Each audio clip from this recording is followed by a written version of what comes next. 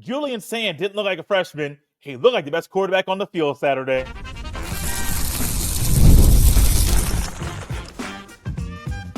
You are Locked On Buckeyes, your daily podcast on the Ohio State Buckeyes. Part of the Locked On Podcast Network, your team every day. Welcome in, Buckeye fans, to a Victory Monday around here at Locked On Buckeyes, part of the Locked On Podcast Network, your team every day. I'm your host, Jay Stevens, veteran sports talk host, delivering passionate coverage about your Buckeyes. And today's episode is brought to you by Monarch Money. Take control of your finances with Monarch Money. Use code LOCKEDONCOLLEGE at monarchmoney.com for 50% off your first year. During today's show, we'll discuss the confidence we should all have in the Buckeyes offensive line and what we learned about Carlos Loughlin's room. But first, Julian Sayin, Lincoln Kienholz, and Tavien St. Clair had all eyes on them on Saturday during the spring game. 40,000 there, flocked to the shoe to watch these three quarterbacks to see what they can do in the final practice of the spring. And there's one guy that outshined them all, and it wasn't hard to see that Julian Sayin was the best quarterback on Saturday. Sure looks like the front runner to be QB1 in the fall, and that young man has an it factor, and it showed up really quickly when that young man got behind the center. And Julian Sayin is a quarterback that some people might be trying to knock. If you didn't watch the spring game, you see some of the numbers floating around, some of the stats about the way players played. You may want to say, well, his numbers are similar to somebody else's. It wasn't like he threw for 100 more yards than another quarterback, or his completion percentage was 10% higher than somebody else's. So you may want to say, well, just by the numbers, they're neck and neck. But you can't go off the things you see in the numbers or the box score. Watch the game. And as the everydayers realize, we love watching the film and we love watching games and using the play to allow our eyeballs to tell us what a player is on the field. And Julian Sayin looks like the guy. It was very easy. Even though he didn't get the first snap of the game, that went to Lincoln Kienholz. He's also the older quarterback in the room. That could have been why he was the first quarterback on the field. But it was quick. It was easy to see who had the better command of the offense, who was more composed in the pocket, who was more accurate, who was more consistent, who had better ball placement, who was more comfortable. I mean, that's just some of the stuff on my notebook about the things I saw when watching Sam play the football. And it was very clear. Kienholz was out there, had a little bit of command of the offense as he knows the playbook, had a couple missed throws, I believe, on the first drive. One of them was, first throw was a quick, an out route, but it was a long throw to Carnell Tate for about a 1 or 2 yard gain. And it just never seemed like he was as comfortable as Julian Sayin. When Sayin was on the field, he had full command of everything. RPOs had the right read almost every time. Throwing dot after dot on a rope here and on a rope there over and over and over in the spring game. And there was a time at the end of the first half when Ryan Day put him in a 2-minute drill and didn't end up converting, moving the ball down the field like he would like. It's a learning experience for a guy that's very limited playing time in the Scarlet and Gray. But outside of that, I mean, a 71% completion percentage, 175 passing yards, and 1 touchdown. That's great. Now, Lincoln Kienholz's numbers, they're nothing to say he did horrible. Completion percentage of 67%, threw for 158 yards, 2 touchdowns. His numbers aren't horrible. Had 1 more touchdown. I think he played a little bit more than Sayin did as well, so that played into it. But when you look at the youngster, Tavien St. Clair, his numbers, 11 of 18, 123 passing yards. He had 1 touchdown. He also had 2 picks. One of those picks was one that popped off the field to me because Tavien St. jumped a quick route, a little curl route towards the sideline. Next thing you know, the safety Tavien St. comes in, sees the route, reads it very, very quickly, jumps that thing, got the pick. And it was one of those picks where I thought it was an older guy that got that. And it wasn't Caleb Downs because he doesn't have a double-digit number.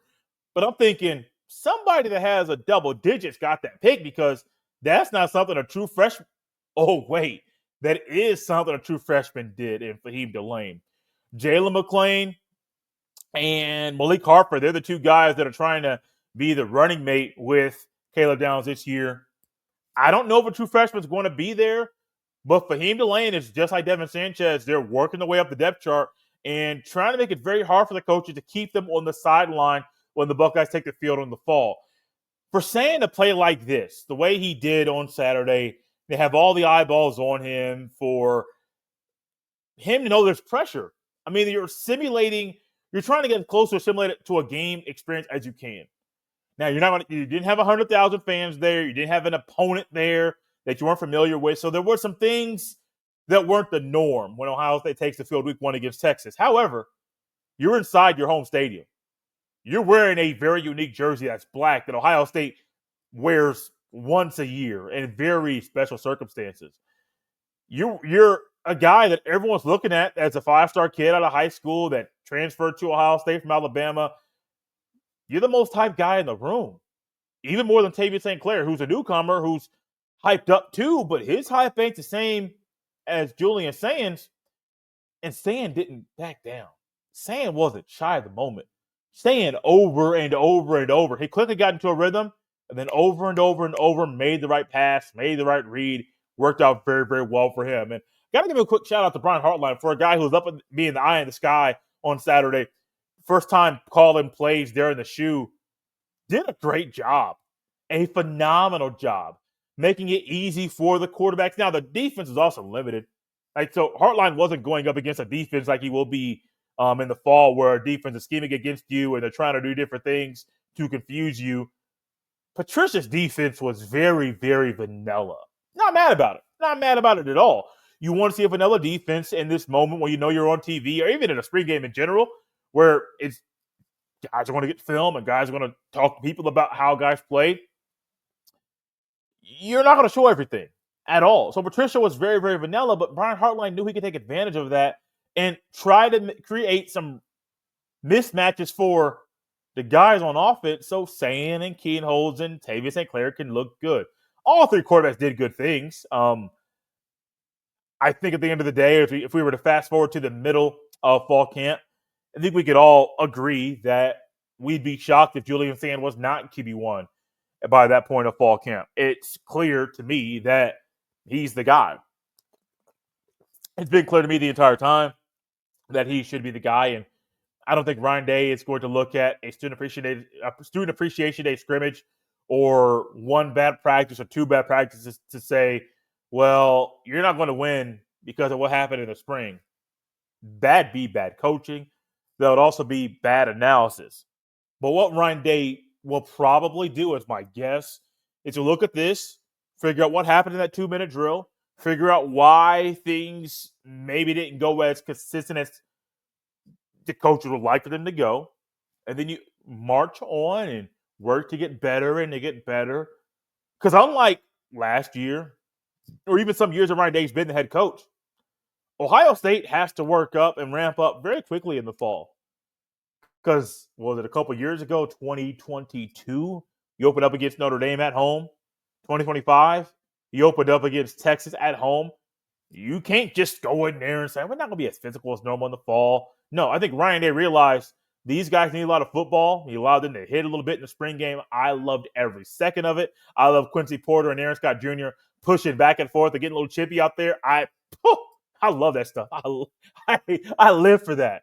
But I also live for Ohio State picking the right quarterback. Makes my job easier when the quarterback is the right guy that should be calling the shots for the Buckeyes offense. Julian Sayin on Saturday in the shoe. He didn't look like a freshman. He looked like the best quarterback on Saturday. And to me, it's very, very clear that just puts another stamp on him being the guy that should earn the title of QB1 in the fall. There are also some other guys at Ohio State that played very, very well, and some of them will create mismatches for the Buckeyes' opponents in 2025. This episode is brought to you by Monarch Money. Ever check your bank account and wonder, where did all my money go? Between dining out, online shopping, and entertainment, it's easy to lose track. That's where Monarch Money comes in. Your personal CFO, giving you full visibility and control over your finances. Monarch Money isn't just a budgeting app. It's a complete financial command center. You can track all your accounts, investments, and spending in one place. So you stop just managing your money and start building wealth. When I started using Monarch, I realized just how much I was spending on food delivery.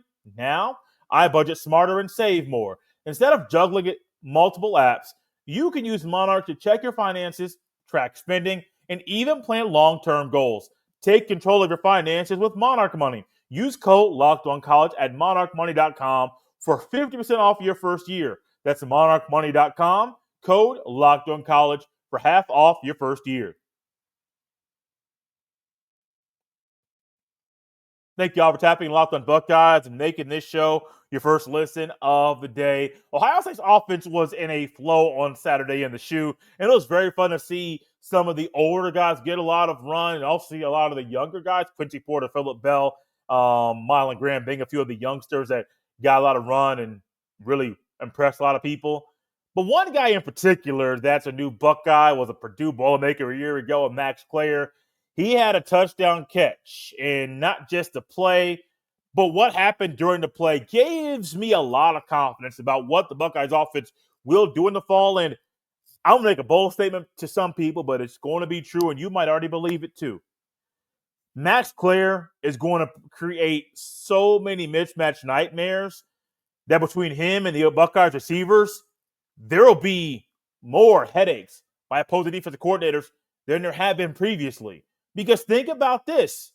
Jeremiah Smith on the outside. Cardinal Tate on the outside.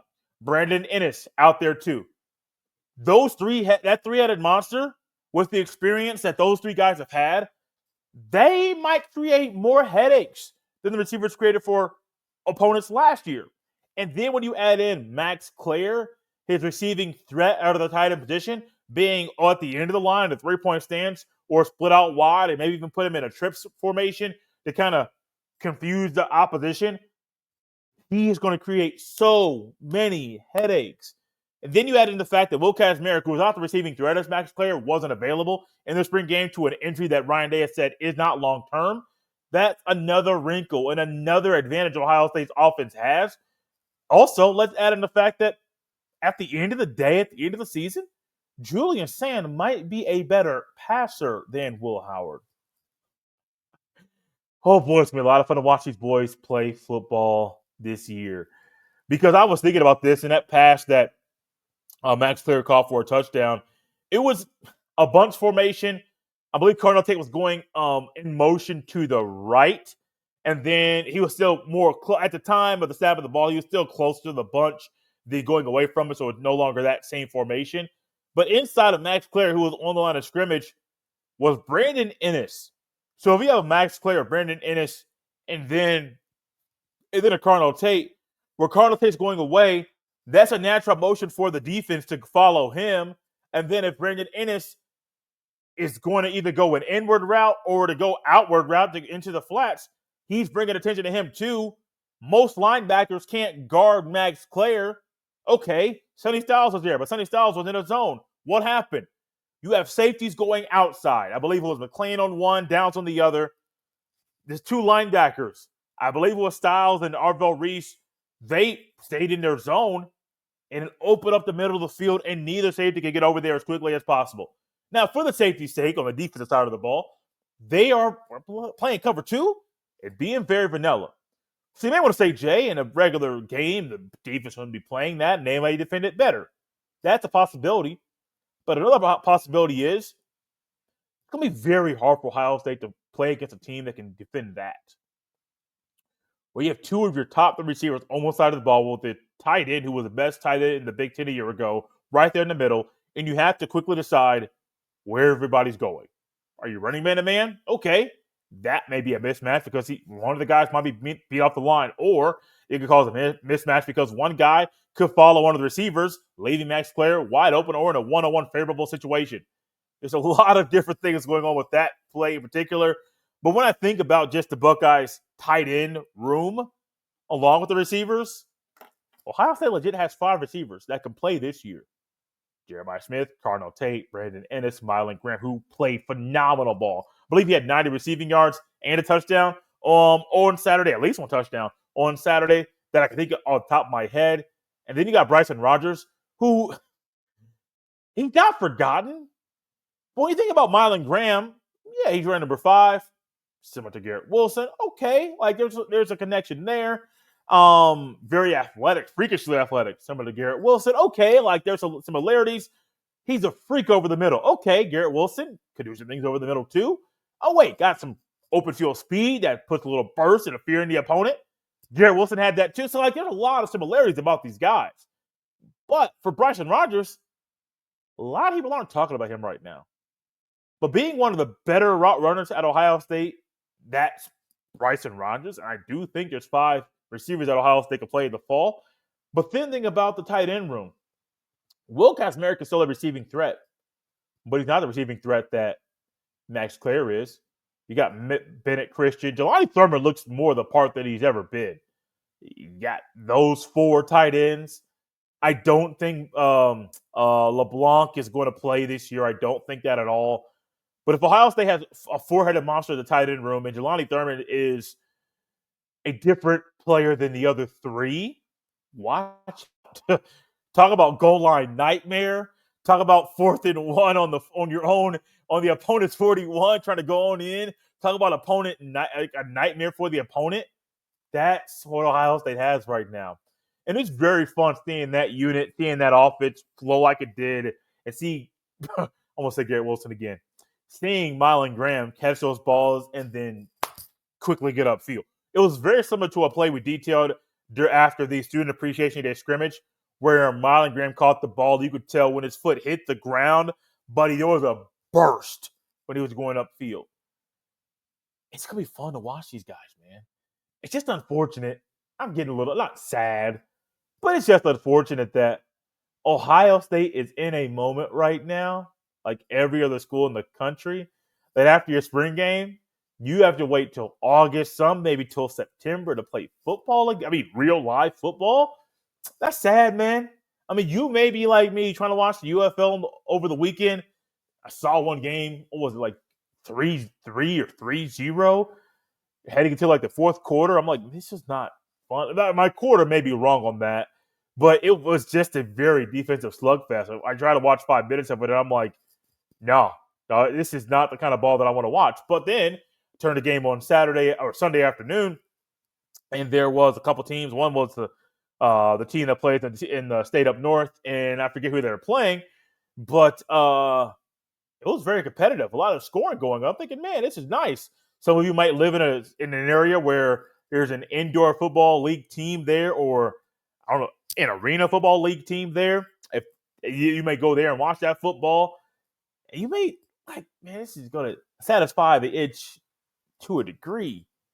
But nothing hits like Ohio State football does. So those boys put them pads on, put that jersey on, and step out there in front of 100,000 strong yelling OHIO. Man, the spring game is fun. But I wish there was more spring ball to be played by the Ohio State Buckeyes. This team is fun. These are going to be a mismatch nightmare. Jeremiah Smith, I never really mentioned him. He caught some balls when he was up there on the field, when the ball was in his hand. It was very much a thud situation. Ryan Day was not trying to allow him or Carnell Tate to really get hit like that. Brendan Ennis got tackled, but I mean, he don't care. He's kind of some may say he's more of a bulldog mentality up there on the field, which I get it. He's a very smooth operator when he's running them routes, but homie's not going to be a guy that's going to shy away from contact. Jeremiah Smith looked good. Carnell Tate looked good. The receivers looked good. But the addition of Max Clair and seeing him there in the spring game, oh man, it made me excited about what's to come with the Buckeyes offense and the nightmare that the skill position players will be in the fall. Now, that's a nightmare for the opposition. While that's a nightmare, we have confidence in what the Buckeyes offense will be in the fall. A lot of us gained confidence in the Buckeyes offensive line by how they played in the spring game. This episode is brought to you by Supply House. Get the supplies you need from the site made for the skilled trades, Supply House. Whether you're in plumbing, HVAC, or electrical work, Supply House is a reliable way to order products online. Their easy-to-use website is packed with helpful resources and the latest product info to help you get the job done right. Plus, with a complete inventory of over 200,000 parts from 400-plus top brands, you'll find exactly what you need delivered fast from coast to coast. Need help with an order? Supply House offers expert support and industry-leading service, so you'll always talk to a real person. And for trade pros looking for an extra edge, their free Trade Master program offers exclusive perks like a dedicated phone line, free shipping, and discounts on every order. Thousands of skilled professionals are already taking advantage. Now it's your turn. Join the Trade Master program today at supplyhouse.com/TM and start ordering plumbing, HVAC, and electrical supplies with just a few clicks. Plus, use promo code SH5 for 5% off your first order. That's supplyhouse.com. Thank y'all for tapping and Locked On Buckeyes and making this show your first listen of the day. One thing we love around here and the everydayers realize your boys love Ohio State's offensive linemen. And we're going to talk about the offensive line and the running backs all off season. From guys that may be acquired from the portal or guys that are moving up the depth chart and really impressing. We're going to talk about these two position groups over and over and over again. And after watching the spring game, there were only positive things to say about the offensive line at every level and the running backs up and down the depth chart because, y'all, they got it done. They got it done from Jump Street. It was very, very clear that having Austin Siereveld at right tackle and a non-Watt left tackle, and then Montgomery, Hinsman, and Shabola going from left guard to center to right guard, that's the right combo. I know Phillip Daniels came in to start. That's cool. That's great. Maybe go in that job in the offseason. Austin Siereveld has already shown himself being a serviceable guy, being a utility guy, playing multiple positions a year ago. And right now, it seems like he could play either right or left tackle when you have Ethan Ananwa at 6'6", 335, already lost 30 LBs coming over to Columbus, Ohio. I don't think he's losing his spot. And I don't know if Phillip Bell's going to be good enough to come over and win his spot. But you know what happens with portal acquisitions? You win some and you lose some. Think about it. Josh Simmons came over from San Diego State. Has the potential of being a first-round pick. You won. Remember the name Vic Cutler Jr.? When he came over to Ohio State, was thought out to be a guy that could be either a center or a guard at Ohio State. Didn't progress, didn't develop. He didn't have the goods to be an O-lineman at Ohio State. He hit the portal again. It's not a knock against Vic Cutler. You just win some and you lose some. That's just the way the cookie crumbles in the portal game. The same thing goes for high school guys. You win on some recruits, you lose on some recruits. It's not a knock on the guy, just the way the cookie crumbles. But the cookie crumbled for Ohio State on Saturday. That O-line was putting in work. And if we just focus on the running game, taking pass pro away, which that was still phenomenal to watch, over and over and over again, those big hog mollies up front were opening up holes that a Mack truck could roll through because they were so big. Right now, I was saying this, it reminds me of C.J. Stroud's first start in 2021 against Minnesota, when there was numerous times in that game, the Buckeyes O-line opened up massive holes. I mean, legit, a Mack truck could have rolled through those two, but it happened over and over and over and over again. And I'm thinking, my goodness, this game number one. Normally, for the offensive line, it takes them 2 or 3 or 4 games to be able to do things like that. Oh, no. To do that week 1 in 2021 against a Big Ten opponent, that was huge. Also, on Saturday, doing that against your own teammates that know you very, very well, that know your strengths or your weaknesses, knows what you might do to counter their strengths, to do that against that unit, that's good too. And it was a lot of fun to watch. Those offensive linemen push people around, dominate up front, even in pass pro, which is very, very tricky. Yeah, Logan George won some, and Jason Moore beat one of the guards that he was going up against. Let me just tell you, though. Talk about a guy that might be this year's guy to be the third defensive tackle off the bench. I mean, the third defensive tackle for the Buckeyes. Who is Jason Moore? Let me tell you, he is a guy that looks like he has it. I mean, it in the ability to move up the depth chart and to be a phenomenal backup D tackle. The size, the strength, the speed, the leverage. He looks like he is going to be a dude in a Buckeye uniform. He's not going to start this year. That's execution of Caden McDonald. That was what we saw on Saturday night. There's no reason anybody should go against that. But the O-line put in work. And as much as there have been numerous times that I have made comments about Taylor Shabola, and I don't know if he's a guard, probably should be a tackle. If he's one of your best 5, and I know we don't go against that mindset saying best 5, I think you have the best one for each position, not best 5. But if he's your best option at right guard, because your best option at right tackle, Austin Siereveld, start him at guard. That's great.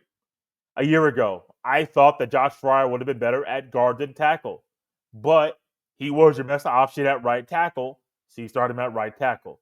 The whole notion of playing best five versus the right five, I think it's very easy to go against and say, if you play your best five, you might play four guys out of position.